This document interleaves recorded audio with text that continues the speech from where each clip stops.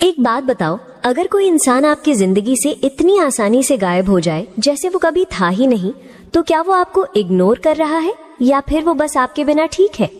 क्योंकि असली दर्द तब नहीं होता जब कोई लड़ता है, शिकायत करता है या रिएक्ट करता है। असली दर्द तब होता है जब सामने वाला कुछ भी नहीं करता, ना गुस्सा, ना सवाल, ना सफाई, ना याद, बस खामोशी। नो कांटेक्ट के बाद सबसे ज्यादा लोग इसी जगह टूटते हैं जब उन्होंने सब सही किया, मैसेज नहीं किया, कॉल नहीं किया, स्टेटस नहीं डाला, खुद को रोक लिया, लेकिन फिर भी वो सामने वाला बिल्कुल भी रिएक्ट नहीं करता। और तब दिमाग सवाल पूछता है, क्या मैं उसके लिए कभी मायने ही नहीं रखता था? क्या वो मुझे भूल चुका है या फिर मैं ही बेवजह उम्मीद पकड़े बैठा हूँ? आज की ये वीडियो नो कांटेक्ट की वही सच्चाई बताएगी जिसके बारे में ज्यादातर लोग बात नहीं करते। ये वीडियो आपको ये नहीं बताएगी कि उसे कैसे वापस लाना है। ये वीडियो आपको ये बताती है कि जब कोई आपके बिना ठीक दिखता है तो उसका असली मतलब क्या होता है।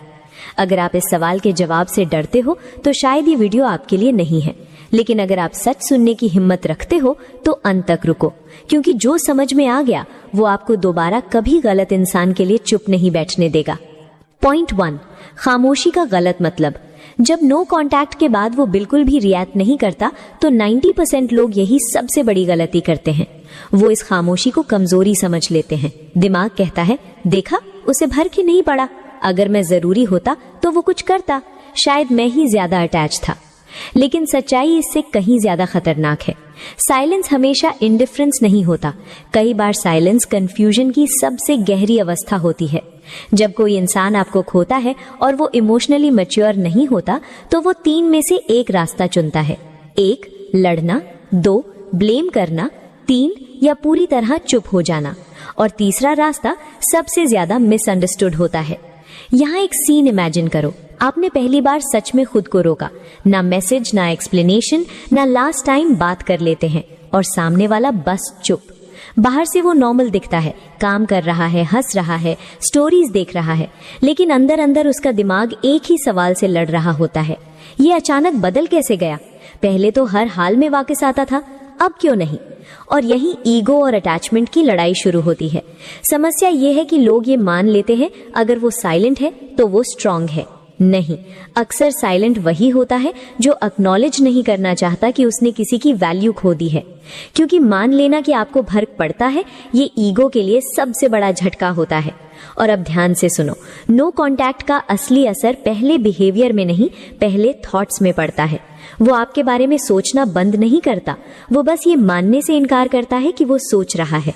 यही डिनायल है, और डिनायल हमेशा शांत दिखता है। यही वजह है कि इस स्टेज पर अगर आप मैसेज कर देते हो, क्या तुम ठीक हो, मैं बस पूछना चाहती थी, तो आप उसकी इस अंदरूनी लड़ाई को खत्म कर देते हो, आप उसे रिलीफ दे देते हो। और फिर लोग कहते हैं नो कांटेक्ट काम नहीं करता। नहीं, नो कांटेक्ट काम करता है, लेकिन आपने उसे पूरा होने ही नहीं दिया। याद रखो, जो इंसान रिएक्ट नहीं कर रहा वो जरूरी नहीं कि मूव ऑन कर चुका हो। कई बार वो बस ये स्वीकार करने से डर रहा होता है कि आपकी एब्सेंस उसके कंट्रोल से बाहर जा रही है, और कंट्रोल टूटना हर इंसान हैंडल नहीं कर पाता। यहीं पर ज्यादातर लोग कमजोर पड़ते हैं, और यहीं पर पूरा गेम या तो पलटता है या हमेशा के लिए खत्म हो जाता है, क्योंकि आगे जो आने वाला है वो और भी अनकंफर्टेबल है। पॉइंट 2, जब वो चुप रहता है तब असल में क्या चल रहा होता है? नो कांटेक्ट के बाद उसकी चुप्पी आपके खिलाफ नहीं होती, वो उसके अपने दिमाग की जंग होती है। आप समझते हो वो शांत है, लेकिन सच ये है उसके अंदर शोर पहले से ज्यादा तेज हो चुका होता है। पहले क्या था?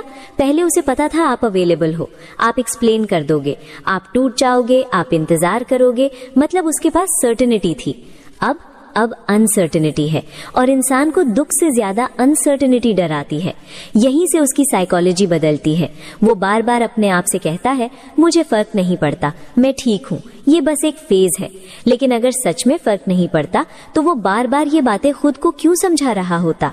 असल में वो एक चीज अवॉइड कर रहा होता है, सेल्फ ब्लेम। क्योंकि जिस दिन वो ये मान ले शायद मैंने उसे खो दिया, उसी दिन ईगो को चोट लगती है, और ईगो चोट सहन नहीं करता, इसलिए वो क्या करता है, रिएक्ट नहीं करता, पूछता नहीं, कांटेक्ट नहीं करता, क्योंकि अगर वो रिएक्ट करेगा तो उसे मानना पड़ेगा कि आप अब भी मैटर करते हो। और अब एक अनकंफर्टेबल सच सुनो, नो कांटेक्ट के बाद जो इंसान सबसे ज्यादा शांत दिखता है अक्सर वही सबसे ज्यादा डिस्टर्ब्ड होता है।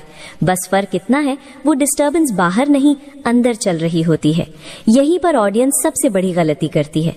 वो सोचती है अगर वो इतना शांत है तो मुझे ही कुछ करना चाहिए। नहीं, यही वो पल होता है जहां आपका साइलेंस उसके दिमाग को सबसे ज्यादा सवालों से भरता है, क्योंकि अब रोल्स उलट चुके होते हैं। पहले आप सोचते थे वो कब रिप्लाई करेगा, अब वो सोच रहा होता है ये क्यों नहीं कर रहा। और यही सवाल धीरे धीरे उसके अंदर कंट्रोल को कमजोर करता है। लेकिन याद रखो, ये प्रोसेस दिखता नहीं है, ये इंस्टाग्राम स्टोरी में नहीं दिखता, ये स्टेटस में नहीं दिखता, ये रात के सन्नाटे में चलता है। ये तब चलता है जब सब शांत होता है। और अगर आप इस स्टेज को समझ गए तो आप वो गलती नहीं करोगे जो ज्यादातर लोग कर बैठते हैं, क्योंकि अगला पॉइंट सीधे ईगो पर नहीं, उसकी आइडेंटिटी पर वार करता है। पॉइंट 3, जब उनकी चुप्पी धीरे धीरे ऑब्सेशन में बदलने लगती है। नो कांटेक्ट के बाद एक समय ऐसा आता है जब ईगो थकने लगता है। वो खुद को समझा समझा कर काफी देर तक टिक जाता है, लेकिन इंसान का दिमाग हमेशा झूठ नहीं झेल पाता और यहीं से एक नई चीज जन्म लेती है, ऑब्सेशन। पहले क्या था, पहले उसका दिमाग कहता था मुझे फर्क नहीं पड़ता, मैं ठीक हूँ, ये खुद वापस आएगा। लेकिन जब दिन गुजरते हैं और आप फिर भी वैसे ही रहते हो, शांत, कंसिस्टेंट, अनअवेलेबल, तो ये लाइंस काम करना बंद कर देती हैं। दिमाग में नया सवाल आता है। अब सवाल ये नहीं होता ये मुझे मिस करता है या नहीं, अब सवाल होता है ये इतना शांत कैसे है, ये बिना किसी सहारे के कैसे चल रहा है। और यही सवाल ऑब्सेशन की पहली सीढ़ी है। ऑब्सेशन दिखता कैसे है? ध्यान देना, ऑब्सेशन कभी ओपनली नहीं दिखता। वो ऐसे सामने आता है, आपकी प्रोफाइल बार बार चेक करना, आपकी स्टोरीज देखना पर रिएक्ट ना करना, म्यूचुअल लोगों से आपकी लाइफ के बारे में जानना, अचानक आपके पुराने वॉट्स, फाइट्स, मोमेंट्स याद आना, लेकिन फिर भी वो मैसेज नहीं करता। क्यों? क्योंकि ईगो अभी भी बीच में खड़ा है। यहाँ एक गहरी साइकोलॉजी समझो। इंसान उस चीज से ज्यादा जुड़ता है जिसे वो समझ नहीं पाता। आपका बिहेवियर अब प्रिडिक्टेबल नहीं है। पहले वो जानता था आप कब टूटोगे, कब रिएक्ट करोगे, कब सॉफ्टन हो जाओगे, अब नहीं। और यही अनप्रिडिक्टेबिलिटी उसके दिमाग को आप पर टिकाए रखती है। यही लोग फिर गलती करते हैं जब उन्हें लगता है कि अब वो मुझे देख रहा है, अब वो सोच रहा है, अब वो क्यूरियस है, तो वो खुद ही स्टोरी डाल देते हैं, इनडायरेक्ट मैसेज दे देते हैं, हिंट देना शुरू कर देते हैं, और उसी पल ऑब्सेशन मर जाती है, क्योंकि आपने फिर से खुद को प्रिडिक्टेबल बना दिया। सच्चाई क्या है? ऑब्सेशन तब तक बढ़ती है जब तक जवाब नहीं मिलता। जिस दिन उसे ये जवाब मिल गया कि हाँ अभी भी एक्सेस है, उस दिन ऑब्सेशन खत्म। पॉइंट 4, जब वो आपको भूल नहीं पाता लेकिन मानने से इनकार करता है। इस स्टेज पर वो ये नहीं मानता कि उसे आपकी याद आ रही है। वो खुद को ये कहता है ये बस आदत थी, ये बस खालीपन है, ये नॉर्मल है। लेकिन दिमाग खुद से झूठ ज्यादा देर नहीं बोल पाता। अंदर क्या चल रहा होता है? अब वो आपको एक्टिवली मिस नहीं करता, लेकिन पैसिवली छोड़ भी नहीं पाता। मतलब आप दिमाग से जान ही रहे, लेकिन वो आपको बुला भी नहीं पा रहा। और यही बीच की हालत सबसे ज्यादा बेचैन करती है। इस स्टेज में आप उसका सवाल बन जाते हो। वो सवाल कैसा होता है? ऐसा नहीं कि वो कहाँ है, बल्कि मैं उसे छोड़कर आगे क्यों नहीं बढ़ पा रहा। और ये सवाल ईगो को सीधा चोट करता है, क्योंकि ईगो चाहता है मैंने छोड़ा तो मैं जीत गया। लेकिन जब दिमाग बार बार आपकी तरफ लौटता है तो ईगो हार महसूस करता है। बाहर से वो क्या करता है? वो बहुत नॉर्मल बिहेव करता है, काम में बिजी, दोस्तों के साथ ठीक, सोशल लाइफ एक्टिव। लेकिन नोटिस करना, ये सब ओवर कॉम्पनसेशन होती है, क्योंकि अंदर एक खाली जगह बनी रहती है जहां पहले आप थे। यही वो जगह है जहां लोग सबसे ज्यादा गलत समझते हैं। ऑडियंस सोचती है देखो वो तो मजे में है, उसे तो कोई फर्क नहीं पड़ा। नहीं, जो इंसान खुद को कन्विंस करने में लगा है कि वो ठीक है, वो ठीक नहीं होता। अगर वो सच में आगे बढ़ गया होता तो उसे कन्विंस करने की जरूरत ही नहीं पड़ती। एक बहुत जरूरी साइकोलॉजिकल सच, जिस इंसान को अपनी जीत साबित करनी पड़ रही हो वो अंदर से हार रहा होता है, और इस स्टेज पर वो जीत साबित करने की कोशिश कर रहा होता है। यही ऑब्सेशन डीप होती है। अब वो आपकी ऑनलाइन टाइमिंग नोटिस करता है, आपकी छोटी छोटी आदतें याद करता है, कंपैरिजन करता है, खुद से पूछता है क्या मैं रिप्लेस हो गया? लेकिन फिर भी वो मैसेज नहीं करता, क्योंकि मैसेज करना ये मान लेना होगा कि तू अभी भी मायने रखता है, और ईगो ये मानने को तैयार नहीं होता। ऑब्सेशन तब नहीं होती जब इंसान को चाहता है, ऑब्सेशन तब होती है जब इंसान को छोड़ नहीं पाता, और आप यही बन चुके होते हो। इस स्टेज पर आपका साइलेंस उसके दिमाग को कोई जवाब नहीं देता, और बिना जवाब का सवाल सबसे ज्यादा परेशान करता है। आपको जीतने की कोशिश नहीं कर रहे, लेकिन उसका दिमाग आपसे हार रहा है। Point 5, core truth. इंसान आपको तब तक नहीं भूलता जब तक वो आपको समझ नहीं लेता, और नो कांटेक्ट में आप उसे समझने का मौका नहीं देते। इस स्टेज पर आपका काम कुछ करना नहीं, आपका काम है कुछ भी ना बिगाड़ना, क्योंकि पहली बार उसका दिमाग आपके बिना चलने की कोशिश कर रहा है और फेल हो रहा है। क्या पॉइंट 4, जब ऑब्सेशन खुद को कांटेक्ट में बदलने की कोशिश करती है? इस स्टेज तक आते आते उसके अंदर की बेचैनी सिर्फ सोच नहीं रह जाती, अब वो बाहर निकलने का रास्ता ढूंढती है। लेकिन ध्यान देना, ये कोई साफ ईमानदार कदम नहीं होता, ये इनडायरेक्ट, सेफ और ईगो प्रोटेक्टेड होता है। अंदर क्या चल रहा होता है? अब उसका दिमाग ये नहीं पूछता मुझे याद आ रही है या नहीं, अब सवाल होता है क्या अभी भी कोई रास्ता खुला है? यानी पूरी तरह वापस आने की हिम्मत नहीं, लेकिन ये जानना जरूरी कि दरवाजा बंद है या नहीं। इसलिए एक्शन कैसा होता है? बहुत सरल।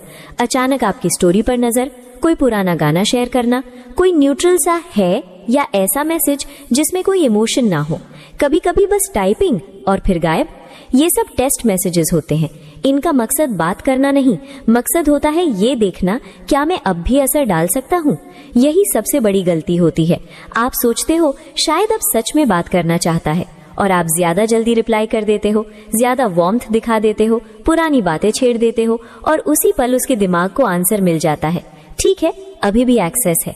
और जैसे ही एक्सेस कंफर्म हुआ, ऑब्सेशन शांत हो जाती है, क्योंकि अब सवाल का जवाब मिल गया। एक बहुत गहरी साइकोलॉजी समझो। इंसान को जवाब नहीं चाहिए, इंसान को अनसर्टेनिटी चाहिए, ताकि वो अंदर से बदल सके। जिस दिन अनसर्टेनिटी खत्म हुई, प्रोसेस भी खत्म। इसलिए ये एक्शन हाफ हार्टेड होता है। वो पूरी तरह आता नहीं, पूरी तरह जाता नहीं, रिस्पॉन्सिबिलिटी नहीं लेता, क्लैरिटी नहीं देता, क्योंकि क्लैरिटी का मतलब होगा ईगो को झुकाना, और ईगो अभी भी लड़ रहा होता है। अगर आप यहाँ काम रहते हो, अगर आप रिप्लाई में जल्दबाजी नहीं करते, टोन नहीं बदलते, इमोशन नहीं उछालते, सवालों में नहीं जाते, तो उसके अंदर एक भारी रियलाइजेशन बैठती है, अब सच में दरवाजा बंद हो सकता है। और यही रियलाइजेशन प्रोसेस को अगले लेवल पर ले जाती है। ऑब्सेशन एक्शन लेती है क्लैरिटी के लिए नहीं, कंट्रोल के लिए, और कंट्रोल उसी पल मरता है जिस पल आप उसे फीड नहीं करते। इस स्टेज पर आपका काम कुछ कहना नहीं, आपका काम है अपनी इमोशनल पोजीशन नहीं बदलना, क्योंकि जो इंसान आपकी इमोशनल पोजीशन तय नहीं कर पाता, वो आपकी जिंदगी भी तय नहीं कर पाता। जब वो सेफ जोन बनाकर आपको फिर से अपने ऑर्बिट में खींचना चाहता है, इस स्टेज पर वो खुलकर कुछ नहीं कहता, ना आई मिस यू, ना आई वॉन्ट यू बैक, ना गलती हो गई, बल्कि वो कुछ और करता है। वो आपके साथ एक सेफ इमोशनल जोन बनाना चाहता है। ये सेफ जोन क्या होता है? ऐसा स्पेस जहां बात हो सकती है, कनेक्शन महसूस हो, लेकिन कोई रिस्पॉन्सिबिलिटी ना हो, कोई डिसीजन ना लेना पड़े। मतलब तू मेरे आसपास रहे, लेकिन मुझसे कुछ मांग मत। और यही सबसे डेंजरस स्टेज है। बाहर से ये कैसा दिखता है?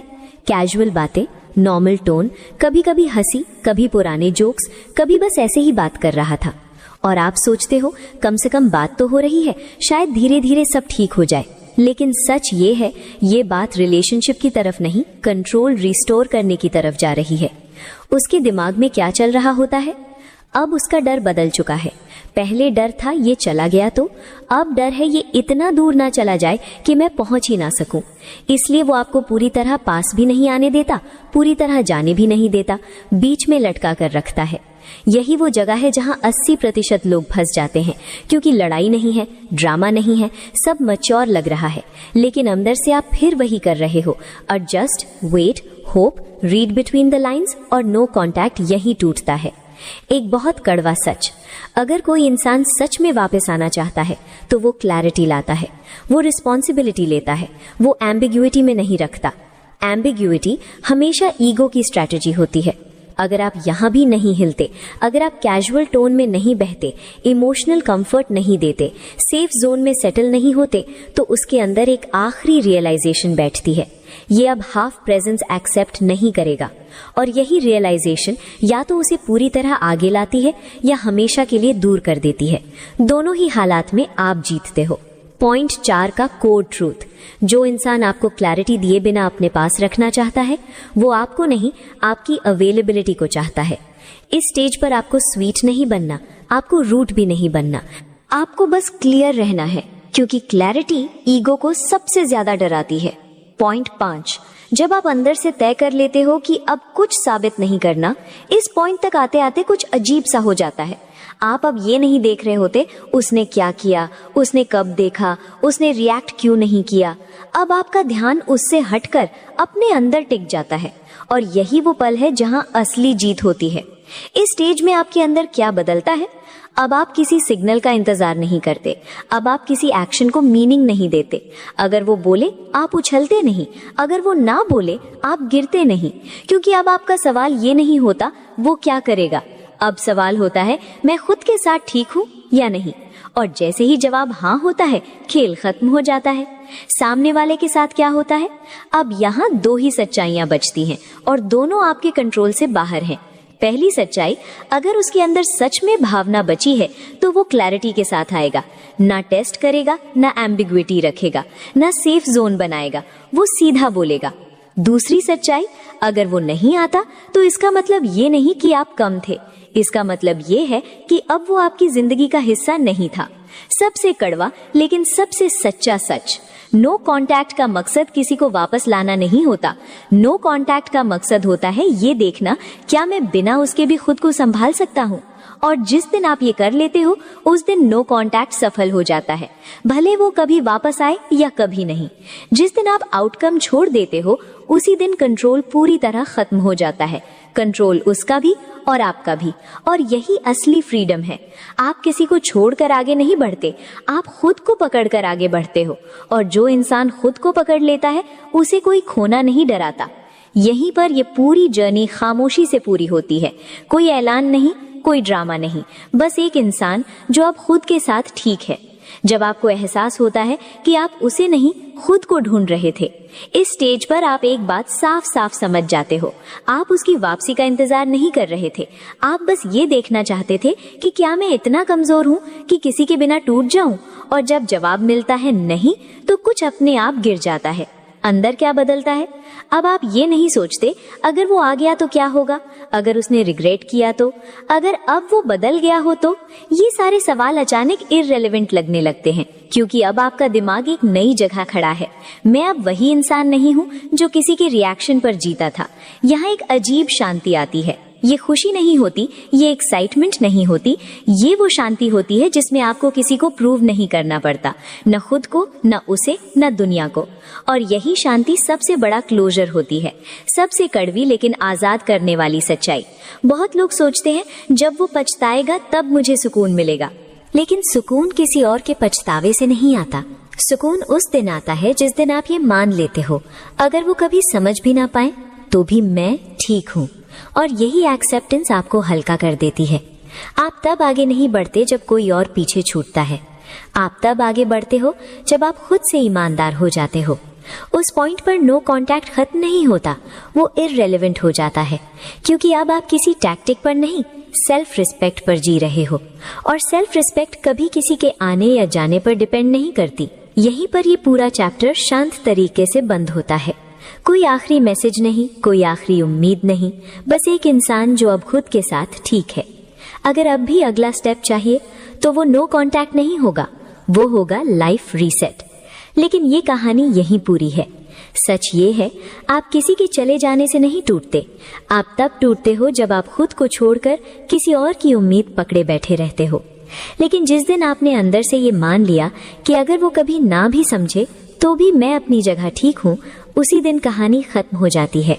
ना इसलिए कि वो हार गया, ना इसलिए कि आप जीत गए, बल्कि इसलिए कि अब किसी का भी आना जाना आपको परिभाषित नहीं करता।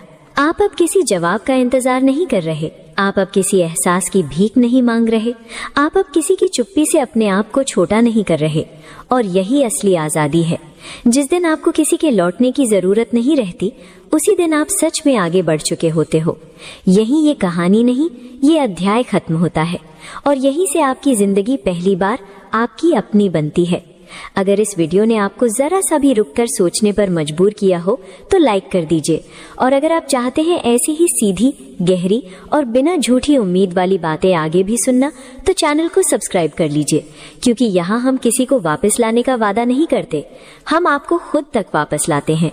No contact psychology.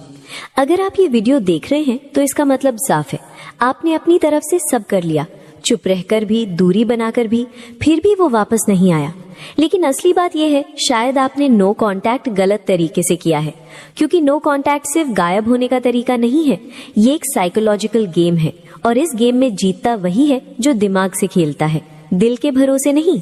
ज्यादातर लोग नो कांटेक्ट को पनिशमेंट समझकर करते हैं, और इसी वजह से वो खुद टूट जाते हैं और सामने वाला और ज्यादा दूर चला जाता है। लेकिन इस वीडियो में मैं आपको नो कांटेक्ट का सही मतलब और वो 6 साइकोलॉजिकल मूव्स बताने वाली हूँ, जो इंसान को सिर्फ याद ही नहीं करवाते, बल्कि उसे अंदर तक हिट करते हैं कि वो आपके पास लौटने के अलावा दूसरा कोई रास्ता देख ही ना पाए।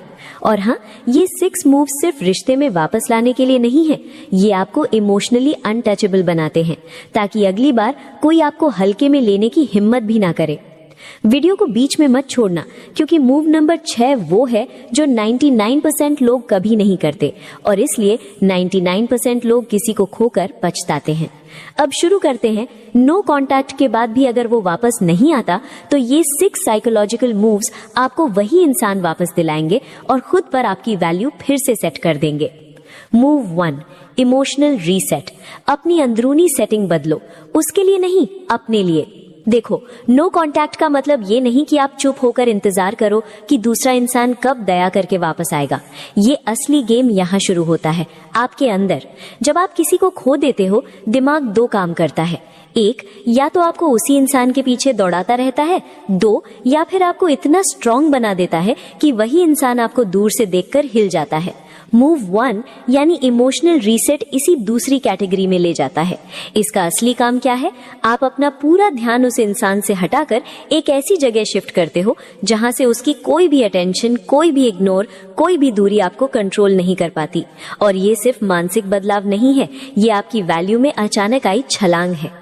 दूसरा इंसान पहली बार नोटिस करता है कि आप पहले जैसे रिएक्ट नहीं कर रहे, पहले जैसा बेचैन नहीं हो रहे, पहले जैसा टूट नहीं रहे। यही वो पॉइंट है जहां नो कांटेक्ट असली असर दिखाना शुरू करता है। कैसे करना है इमोशनल रीसेट? 1, रियलाइज करो अब आप उसके लिए नहीं, अपने लिए चेंज हो रहे हो। उसका लौटना बोनस है, जरूरत नहीं। 2, खुद को किसी के इंतजार में रुके हुए मोड से बाहर निकालो। जो लोग इसी मोड में अटक जाते हैं, वो महीनों बाद भी वहीं खड़े रहते हैं, खाली, थके हुए, टूटे हुए। 3, अपनी एनर्जी को वापस खुद में इन्वेस्ट करना शुरू करो। नई रूटीन, नई टारगेट, नई लाइफस्टाइल, ताकि दूसरे इंसान को पहली बार एहसास हो कि खोने वाला वो है, आप नहीं। 4, खुद को वापस मूल्यवान फील कराने वाली चीजें शुरू करो, क्योंकि सच यही है, कोई भी रिश्ता हमें तभी हल्का लेता है जब हम खुद को हल्का लेने लगते हैं। इमोशनल रीसेट का असर, आपका दिमाग स्टेबल होता है, आपका रिएक्शन बंद हो जाता है, आपकी वैल्यू बढ़ती है। दूसरा इंसान अचानक आप में चेंज नोटिस करता है, और सबसे बड़ा नुकसान, आप दोबारा खुद पर कंट्रोल पा लेते हैं। नो कांटेक्ट के बाद इंसान तभी लौटता है जब उसे फर्क पड़ने लगे, और फर्क तभी पड़ता है जब आप बदलते हो, उसके लिए नहीं, अपने लिए। मूव 2, इमोशनल वैक्यूम बनाओ, ताकि उसकी दुनिया में तुम्हारी कमी घुटन बन जाए। सबसे पहले समझो, नो कांटेक्ट का असली खेल साइलेंस नहीं है, वैक्यूम है। वैक्यूम यानी जगह खाली करना, लेकिन ऐसी जगह जो सामने वाला जितना भरने की कोशिश करे उतना ही खाली महसूस करे। जब तुम गायब हो जाते हो तो सामने वाला सिर्फ ये नहीं सोचता कि तुम नहीं हो, उसका दिमाग इंटरनली ये प्रोसेस करता है, मेरे मैसेज का इंस्टेंट जवाब अब नहीं आता, जो अटेंशन मिलती थी वो अब 0 है, जो आदत बन गई थी वो टूट गई है, जो कंट्रोल था वो हाथ से निकल रहा है, जो ईगो सेटिस्फाई होता था उसे भूख लगने लगी है। ये इमोशनल वैक्यूम है। स्टेप 1, उसके लाइफ से खुद को नहीं हटाना, उसकी दुनिया से अपनी वैल्यू को इनविजिबली खींचना।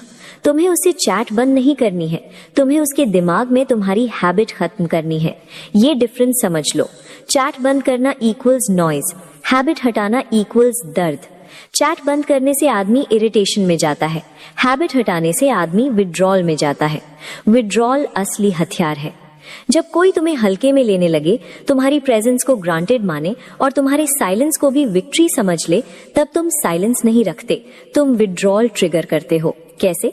रिप्लाई स्टाइल बदलो। पहले लॉन्ग डीप इमोशनल रिप्लाई, अब short neutral mature reply. Response timing बदलो, पहले तुरंत, अब 2-3 घंटे बाद, सिर्फ जरूरी बात। प्रेजेंस घटाओ, पहले हर टाइम ऑनलाइन, अब सिर्फ तब देखो जब काम हो। ये सब उसे कंफ्यूज नहीं करता, उसे डिस्टर्ब करता है। क्यों? क्योंकि इंसान को अचानक लॉस्ट वैल्यू ज्यादा चुभती है as compare to gradually reduced value. तुम्हारा ये सटल विड्रॉल उसके दिमाग को ये सिग्नल भेजता है, ये अब पहले जैसा अवेलेबल नहीं रहा, ये बदल रहा है और ये बदलाव मेरे कंट्रोल में नहीं है। Somewhere I am losing them. और यही उसकी ईगो को पहली बार हर्ट करना शुरू करता है। स्टेप 2, इमोशनल कंपटीशन क्रिएट करो, लेकिन बिना किसी नए इंसान के। सुनो, किसी थर्ड पर्सन को लाना वीक लोग करते हैं, स्मार्ट लोग कंपटीशन क्रिएट करते हैं, लेकिन इनविजिबली। कैसे?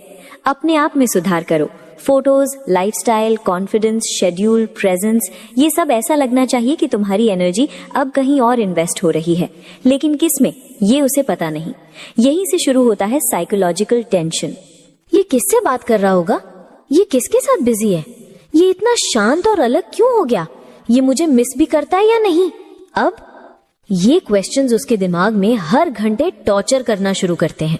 तुमने उसे ब्लॉक नहीं किया, इग्नोर नहीं किया, लेकिन उसे वही सबसे भारी पनिशमेंट दे दी है। अनिश्चितता, uncertainty is more painful than rejection. Step 3, अब उसकी ईगो नहीं, उसकी क्यूरियोसिटी को टारगेट करो। हर इंसान की ईगो प्रिडिक्टेबल है, लेकिन क्यूरियोसिटी अनप्रिडिक्टेबल है। क्यूरियोसिटी में आदमी खुद चलकर वापस आता है, ईगो में आदमी दूर जाता है। तुम्हारा मूव टू क्यूरियोसिटी को पीक पर पहुंचाता है। कैसे? तुम्हारी पोस्टिंग बदल जाए, डीप कोट्स नहीं, शिकायत नहीं, क्राइम नहीं, ओवर एटीट्यूड नहीं, बस न्यूट्रल इंप्रूवमेंट वाइब्स, जिससे वो कंफ्यूज हो जाए कि तुम खुश हो या सैड, तुम आगे बढ़ रहे हो या रोके हो, तुम उसके लिए अवेलेबल हो या नहीं। Confusion equals curiosity, curiosity equals chase, chase equals return. Step 4, उसकी दुनिया में तुम्हारी कमी को पेन बना दो, गिल्ट नहीं। बहुत लोग गलती करते हैं, उसे गिल्टी फील कराते हैं। तुम बदल गए, तुम्हें फर्क नहीं पड़ता, मैंने सब दिया, तुमने कुछ नहीं समझा। गलत। गिल्ट उसे तुम्हारे पास नहीं लाता, बस डिफेंसिव बना देता है। पेन लाता है, इमोशनल वैक्यूम वही पैदा करता है। पेन तब लगता है जब तुम नाराज नहीं हो, तुम ब्लेम नहीं कर रहे, तुम फाइट नहीं कर रहे, तुम अटेंशन नहीं मांग रहे, तुम साइलेंस से मैनिपुलेट नहीं कर रहे, बस तुम धीरे धीरे दूरी बढ़ा रहे हो और उसे पता नहीं कि क्यों। यही सबसे डीप साइकोलॉजिकल ट्रिगर है। स्टेप 5, वैक्यूम को मेंटेन करने के लिए खुद का आइडेंटिटी रीबिल्ड करना शुरू करो। ये मूव बहुत बड़ा है। जब कोई रिटर्न नहीं करता तो लोगों की सबसे बड़ी गलती होती है, वो नो कांटेक्ट को पनिशमेंट बना देते हैं, लेकिन अपनी लाइफ को स्टॉप कर देते हैं। तुम्हें उल्टा करना है, तुम्हें वैक्यूम बनाना है, साथ में आइडेंटिटी अपग्रेड करनी है, ताकि जब तक वो वापस आने का सोचे तुम पहले जैसे रहो ही नहीं। लेवल बढ़ चुका हो, स्टैंडर्ड बढ़ चुका हो, एनर्जी बढ़ चुकी हो। वैल्यू शिफ्ट वही है जिससे कमबैक पॉसिबल होता है। मूव 2 का फाइनल आउटकम, अगर तुमने मूव 2 ऑनेस्टली फॉलो किया, उसका दिमाग रेस्टलेसनेस में जाएगा, उसकी ईगो डिफेंसिव से डेस्परेट मोड में जाएगी, उसकी क्यूरियोसिटी पीक पर जाएगी, उसका माइंड तुम्हारे एब्सेंस को पेन की तरह एक्सपीरियंस करेगा। वो खुद ही वापस आने के बारे में सोचना शुरू कर देगा।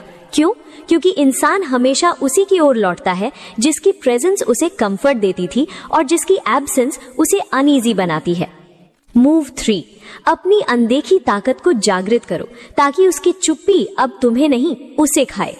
सुनो, नो कांटेक्ट का सबसे गलत इस्तेमाल क्या करते हैं लोग? खुद को इनविजिबल बना देते हैं, लेकिन खुद को पावरफुल नहीं बनाते। और यही वजह होती है कि सामने वाला वापस नहीं आता, क्योंकि वापस आने की वजह साइलेंस नहीं होती, वापस आने की वजह वैल्यू होती है। और मूव 3 का पूरा उद्देश्य यही है, तुम्हारी अनदेखी वैल्यू को इतना मजबूत बनाना कि अगर सामने वाला लौटे या ना लौटे, तुम्हारी जिंदगी की डायरेक्शन अब हमेशा तुम तय करो। 1. जब कोई वापस नहीं आता तो समझो तुम्हारा मौन नहीं, तुम्हारी पहचान कमजोर है।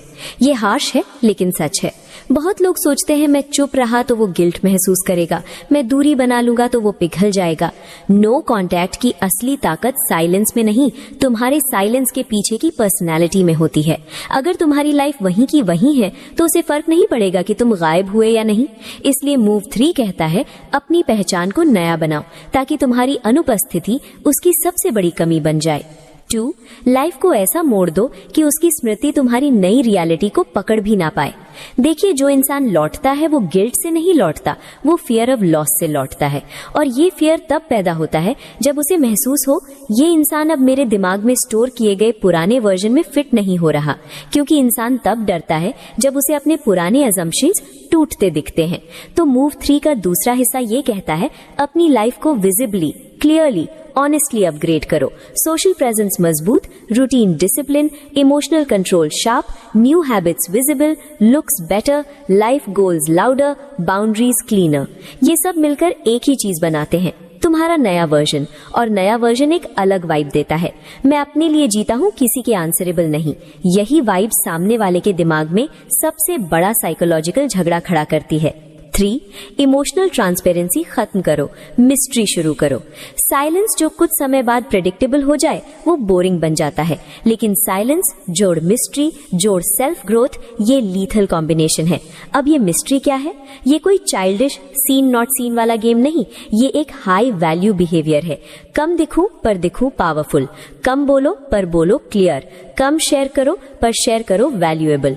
तुम्हारा हर एक्शन ये मैसेज ले जाए मैं अब एक्सप्लेन नहीं करता, मैं सिर्फ इवॉल्व करता हूँ। ये मिस्ट्री टेंशन नहीं पैदा करती, ये क्यूरियोसिटी बढ़ाती है। और क्यूरियोसिटी रिलेशनशिप साइकोलॉजी में सबसे बड़ा मैग्नेट है। 4. इमोशनल हंगर को स्किल्स में बदलो ताकि तुम डिपेंडेंसी से डोमिनेंस में शिफ्ट हो जाओ। जो इंसान किसी के लिए इमोशनली भूखा होता है वो रोज टूटता है, लेकिन जो इंसान उसी एनर्जी को स्किल्स में बदल दे उसकी पूरी इमेज बदल जाती है। अब रियल बात सुनो, यहाँ तुमको 2 तरह के स्किल्स चाहिए। A. Internal skills, self structure, ये तुम्हें अंदर से मजबूत बनाते हैं। Emotional regulation, self awareness, boundaries, काम डिसीजन मेकिंग, फोकस और डिसिप्लिन। जब ये स्किल्स तैयार हो जाते हैं तुम्हारी पर्सनैलिटी डर पैदा नहीं करती, रिस्पेक्ट पैदा करती है। B. External skills, life positioning, ये तुम्हें दुनिया में रेलेवेंट बनाते हैं। Work skills, communication improvement, grooming, fitness, social confidence, ये सब मिलकर तुम्हें वो इंसान बनाते हैं जिसे खोने से हर कोई डरता है।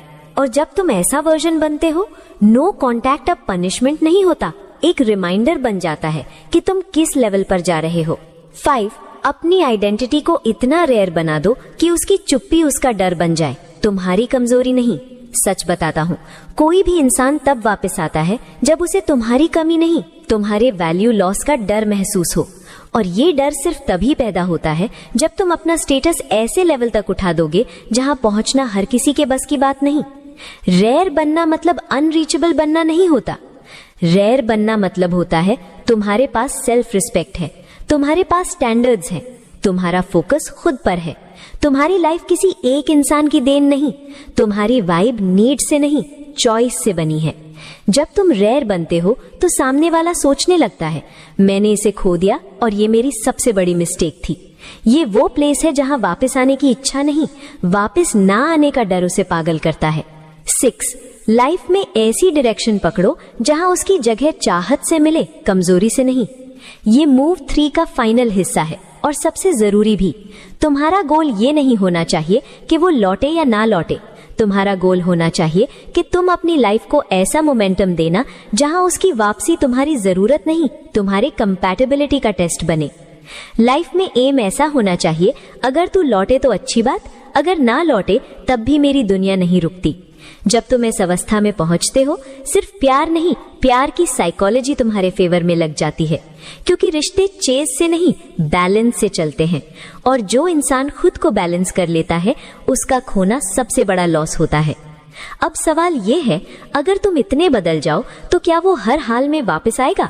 या फिर कुछ लोग इतने इमेच्योर होते हैं कि वे अपनी ईगो बचाने के लिए खुद ही दूर भाग जाते हैं। मूव 4. जब आप खुद को फिर से अपनी जिंदगी के सेंटर में रखते हैं तब असली बदलाव शुरू होता है। सुनिए, नो कांटेक्ट में सबसे बड़ा झूठ ये होता है कि दूरी सिर्फ उसे बदलती है। नहीं, सच्चाई ये है दूरी सबसे ज्यादा आपको बदलती है। क्यों? क्योंकि आप पहली बार अपने दिमाग में उस इंसान को नहीं, खुद को स्पेस दे रहे होते हैं। पहली बार आपकी ब्रीदिंग नॉर्मल होती है। पहली बार आपका दिमाग चैन से सोच पाता है कि मुझे असल में चाहिए क्या। और इसी जगह पर शुरू होता है मूव 4, सेल्फ सेंटरिंग साइकोलॉजी, यानी अपनी लाइफ का सेंटर खुद बनना। इसका मतलब क्या है? सीधी बात, अब आपकी लाइफ का फोकस वो नहीं, आप हैं। आप सुबह उठकर उससे जुड़ी कोई उम्मीद लेकर नहीं उठते। आप खुद से एक सवाल उठाते हैं, आज मैं खुद को कहाँ बेहतर कर सकता हूँ। और सुनिए, जब इंसान किसी को चाहकर नो कांटेक्ट करता है तो वो दो लोगों के बीच नहीं, अपने पुराने और नए खुद के बीच लड़ रहा होता है। मूव फॉर इसी लड़ाई को जीतने का तरीका है। जरा एक फ्लो में सोचिए, पहले आपकी लाइफ उसके अराउंड घूमती थी। आपका मूड, आपकी एनर्जी, आपकी नाइट स्लीप, सब कुछ उसी के हाथ में था। नो कांटेक्ट के बाद आप अपने ही लाइफ में एक खाली जगह को नोटिस करते हैं।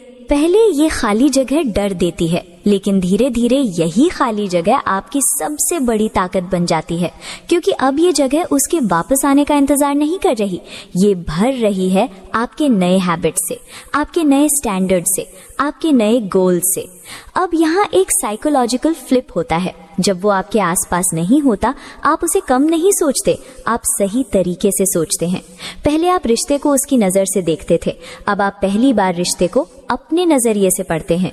कहाँ मैंने खुद को चीप कर दिया था, कहाँ मैंने ज्यादा गिव कर दिया था, कहाँ मैंने अपनी वैल्यू अंडर एस्टिमेट कर दी थी, उसकी बातों ने मुझे कितना कंट्रोल किया था, अगर वो था तो मैं क्यों डरती थी। ये सेल्फ सेंटरिंग का पहला स्टेप है और यही वो जगह है जहां नया आप जन्म लेता है। अब आता है वो असली साइकोलॉजिकल ट्विस्ट। जब आप खुद को सेंटर में रखकर अपनी लाइफ को फिर से डिजाइन करना शुरू करते हैं तो आप अनजाने में एक एनर्जी क्रिएट करते हैं जो दूसरे इंसान को मैग्नेटिकली खींचती है। क्यों? क्योंकि अट्रैक्शन हमेशा एक दिशा में जाता है, वीक स्ट्रॉन्ग। और आप पहले वीक थे, इमोशनली ड्रेन थे, डिपेंडेंट थे। अब आप न्यूट्रल, स्टेबल और ग्राउंडेड बन रहे हैं। साइकोलॉजी में इसे कहते हैं वैल्यू रिकैलिब्रेशन इफेक्ट। मतलब जब आप खुद को फोकस देते हैं, आपकी वैल्यू खुद ब खुद बढ़ती है और जिसे आप चाहते थे वो सबकॉन्शियसली ये वैल्यू महसूस करने लगता है, चाहे वो आपसे बात कर रहा हो या नहीं। एनर्जी कम्युनिकेशन वर्बल नहीं होती, ये वाइब से चलती है। नो कॉन्टैक्ट में सबसे बड़ा जादू यही वाइब करती है। अब इसे एक फ्लो में समझिए। आप खुद पर काम कर रहे हैं, आपका माइंड स्टेबलाइज हो रहा है, आपकी एक्सपेक्टेशंस नॉर्मल हो रही हैं, आपकी एनर्जी ग्राउंडेड हो रही है, आपकी वैल्यू बढ़ रही है और आपकी एब्सेंस भारी महसूस होने लगती है। और यही वो जगह है जहां उसे पहली बार एहसास होता है, यार ये मेरे बिना भी ठीक है। ये लाइन उसके ईगो को चोट नहीं देती, उसके फियर को एक्टिवेट करती है। क्या वो सच में आगे बढ़ रहा है? क्या उसके पास अब नया फोकस आ गया है? क्या वो मुझे उतनी प्रेफरेंस नहीं देता? क्या मैं उसकी प्रायोरिटी से उतर चुका हूँ? ये सवाल नो कॉन्टैक्ट से नहीं, सेल्फ सेंटरिंग से आते हैं। अब असली बात सुनिए, मूव फॉर का असली मीनिंग ये है, आप नो कॉन्टैक्ट उसे वापस लाने के लिए नहीं कर रहे, आप नो कॉन्टैक्ट इसलिए कर रहे हैं ताकि आप खुद के पास वापस लौट सके। और यही शिफ्ट उसकी साइकोलॉजी को हिलाता है, क्योंकि सबसे ज्यादा डर उसी इंसान से लगता है जो खुद को खोने नहीं देता। और अब आप वही बन रहे हैं। जब तक आप उसे सेंटर में रखते थे, आप वीक थे। जब आपने खुद को सेंटर में रखा, आप पावरफुल बन गए। और ये पावर उसके बिहेवियर को बदलने पर मजबूर करती है। या तो वो बदला हुआ वापस आएगा या फिर खुद को साबित करने की कोशिश करेगा। दोनों ही चीजें तभी होती हैं जब मूव फॉर लागू होता है। लेकिन सवाल ये है, अगर आप खुद को सेंटर में रखकर ग्रो कर रहे हैं तो क्या हर बार सामने वाला वापस लौटता है, या फिर नो कॉन्टैक्ट किसी रिश्ते की सच्चाई दिखा देता है? Move number 5। अब ध्यान से सुनिए, क्योंकि असली मोड़ यहाँ होता है। कभी कभी नो कॉन्टैक्ट के बाद इंसान लौटकर नहीं आता और यहीं पर लोग सबसे बड़ी गलती करते हैं। वो अपने अंदर की एम्प्टी जगह को जल्दी भरने की कोशिश करते हैं, अपने अकेलेपन को गलत डायरेक्शन में भेज देते हैं, अपने वैल्यू को फिर से दूसरों के हाथ में दे देते हैं। लेकिन स्मार्ट लोग, इमोशनली इंटेलिजेंट लोग, उनका तरीका बिल्कुल अलग होता है। वे जानते हैं कि खालीपन का सबसे खतरनाक उपयोग क्या है, खुद को फिर से बनाने का वक्त। अब आपको वही करना है, लेकिन किसी चीप तरीके से नहीं, किसी दिखावे से नहीं, किसी रिवेंज से नहीं, बल्कि एक ऐसे लेवल पर जहां वो लौटे या ना लौटे, आपके स्टैंडर्ड खुद अपनी ताकत बन जाए। इस वक्त आपको अपनी एनर्जी 3 जगह लगानी है। पहली जगह, खुद की वैल्यू को बोझ नहीं, शक्ति समझना। आपने नोटिस किया होगा, जिन्हें हम थामे रहते हैं वही हमें हल्का समझना शुरू कर देते हैं, क्योंकि उन्हें लगता है कि हमारा दिल उनकी मौजूदगी पर टिका है। अब उन्हें यह एहसास दिलाना जरूरी है कि आपकी भावनाएं उनकी दया पर नहीं चलती, आपकी दुनिया उनका इंतजार नहीं करती, और आपकी आत्मसम्मान किसी के मूड से डिसाइड नहीं होती। ये वाइब धीरे धीरे उन लोगों को भी हिला देती है जो पहले आपको हल्के में लेते थे। दूसरी जगह, अपने लाइफस्टाइल में ऐसा बदलाव लाना जो दिल की हीलिंग नहीं, आइडेंटिटी की रीबिल्डिंग दिखाए। देखिए, लोग तब वापस आते हैं जब उन्हें लगता है कि आपकी मौजूदगी उनके ईगो को सैटिस्फाई कर सकती है, लेकिन लोग रिस्पेक्ट तब करते हैं जब आपकी मौजूदगी उन्हें अपनी कमी दिखाती है। इसलिए स्मॉल हैबिट्स बदलना शुरू कीजिए।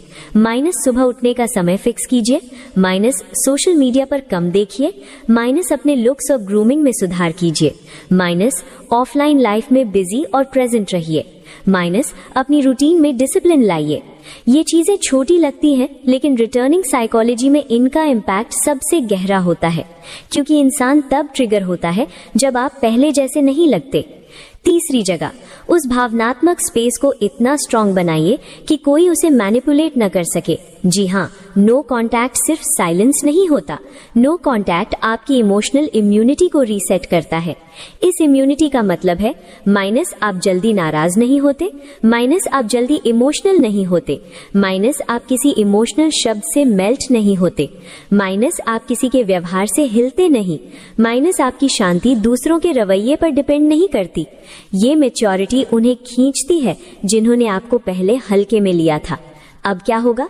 या तो वो इंसान वापस आएगा, लेकिन इस बार ईगो से नहीं, फियर, जोर, रिस्पेक्ट के मिक्स से, या वो वापस नहीं आएगा और आपकी लाइफ में वे लोग आएंगे जो आपको खोने से करेंगे, ना कि आपको हल्का समझकर चलेंगे। दोनों ही सिचुएशन में आपकी जीत है, क्योंकि आपने खुद को चुना। आपकी वाइब बदली, आपकी बाउंड्रीज बदली, आपकी आइडेंटिटी इवॉल्व हुई। आपकी साइलेंस अब वीकनेस नहीं, एक अथॉरिटी बन गई। और याद रखिए, सही लोग आपके ग्रोथ से इंस्पायर होते हैं, गलत लोग आपके ग्रोथ से इनसिक्योर। जो भी इंसान वापस आने लायक होगा, वो आपके बदलते हुए कदमों से खुद रास्ता ढूंढ कर लौट आएगा। जो नहीं आएगा, वो आपकी स्टोरी में होना ही नहीं चाहिए था। मूव 6, जब तुम्हें लगता है कि अब तुम्हारे लौटने का कोई मतलब नहीं, वहीं से उनकी बेचैनी शुरू होती है। रिश्तों में एक अजीब चीज होती है, लोग तुम्हारे जाने पर नहीं, तुम्हारे बिल्कुल शांत हो जाने पर डरना शुरू करते हैं। क्यों? क्योंकि जब आप किसी को याद करके भी चुप रहते हैं, जब आप किसी को चाहकर भी पीछा नहीं करते, जब आप किसी को खोकर भी टूटते नहीं, तो सामने वाले को पहली बार एहसास होता है, ये इंसान मुझे नहीं, खुद को चुन चुका है। और यही जगह है जहां से वापसी की शुरुआत होती है। लेकिन ये वापसी आपकी तरफ से नहीं, उसके अंदर से जन्म लेती है। और इस फाइनल मूव में जो मैं बताने वाली हूं, वो कोई टैक्टिक, कोई गेम, कोई ट्रिक नहीं, ये एक पूरा साइकोलॉजिकल ट्रांजिशन है जो इंसान की सोच, ईगो और इनसिक्योरिटी को जड़ से हिला देता है। आइए कहानी के फ्लो में चलते हैं। इमेजिन, आपने नो कांटेक्ट रखा, आपने खुद को हील किया, आपने रोना चिल्लाना सब छोड़ दिया। सब लोग सोच रहे थे कि आप टूटोगे क्योंकि वो चला गया, लेकिन आप नहीं टूटे, आप बस बदल गए। आप लाउड हार्ट ब्रेक नहीं दिखाते, आप साइलेंट ट्रांसफॉर्मेशन दिखाते हैं।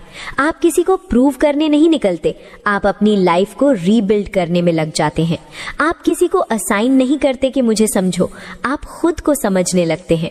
और सबसे खतरनाक बात, आप धीरे धीरे उस वर्जन में बदलने लगते हैं जिससे वो इंसान कभी सामना नहीं करना चाहता था।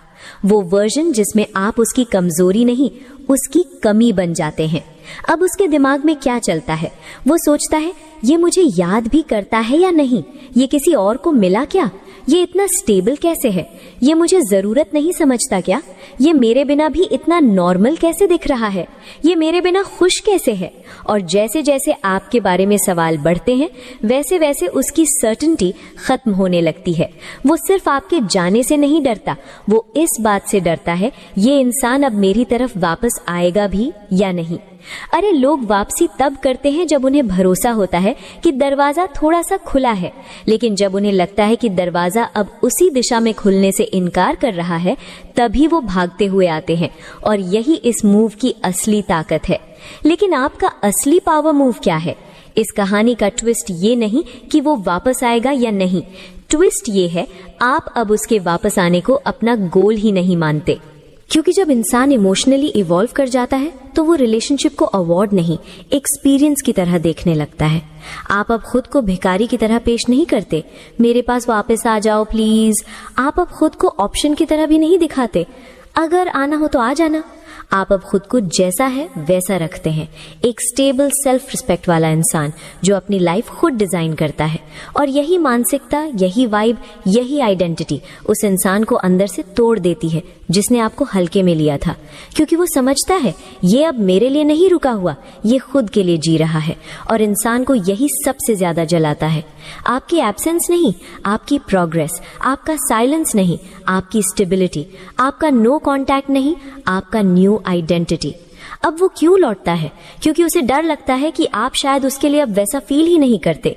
और यही इनसिक्योरिटी वापसी का असली इंजन है।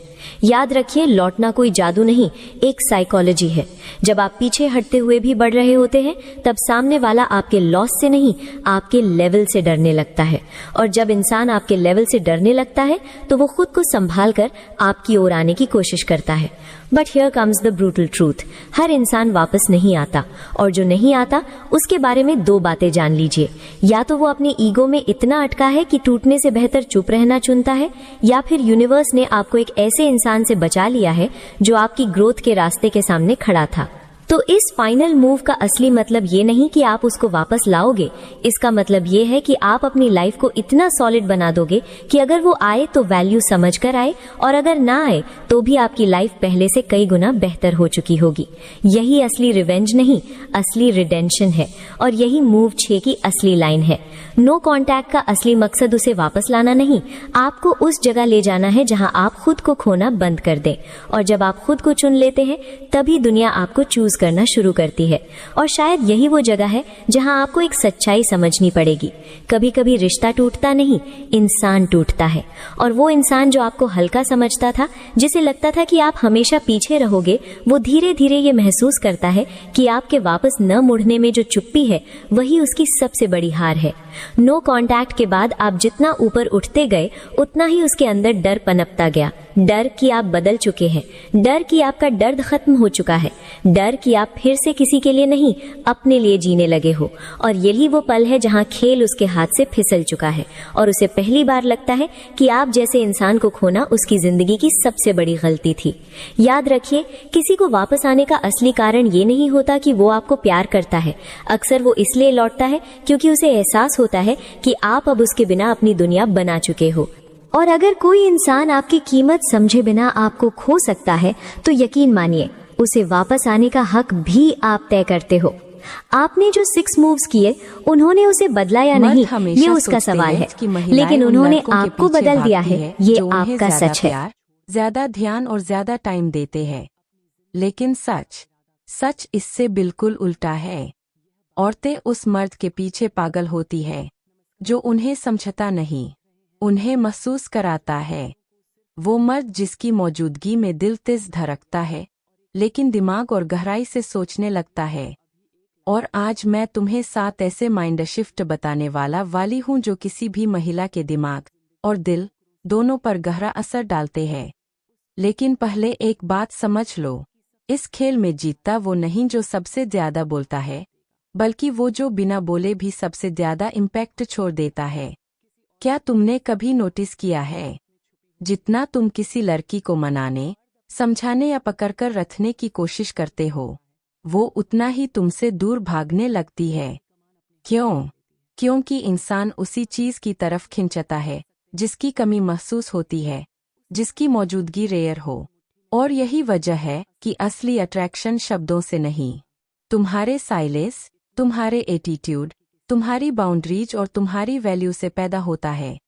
आज के वीडियो में मैं तुम्हें वो 7 मनोवैज्ञानिक हथियार दूंगा जो किसी महिला को तुम्हें समझने नहीं, महसूस करने पर मजबूर कर देते हैं। और यकीन मानो, अगर तुमने यह 7 चीजें सीख ली, तो वो महिलाएं जिन्हें तुम आज सिर्फ सपनों में देखते हो, कल वही महिलाएं तुम्हारे बारे में सोचना बंद नहीं कर पाएंगी। तो तैयार हो जाओ, क्योंकि शुरुआत होती है उस ताकत से जो तुम्हें बोलकर नहीं, खामोशी से खतरनाक बनाती है। चलिए वीडियो में आगे बढ़ते हैं।